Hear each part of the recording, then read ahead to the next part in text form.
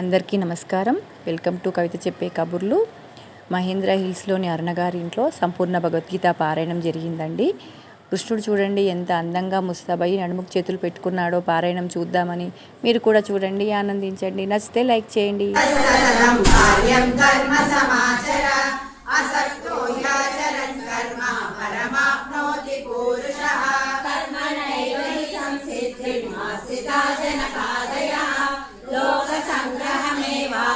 संपश्यन् कर्तुमर्हसि यद्यदाचरतिश्रेष्ठः तदेवेतरो जनः स यत्प्रमाणं कुरुते लोकस्तदनुवर्तते చిన్న పెద్ద లేకుండా నీ నామమే చేసినాము చిన్న పెద్ద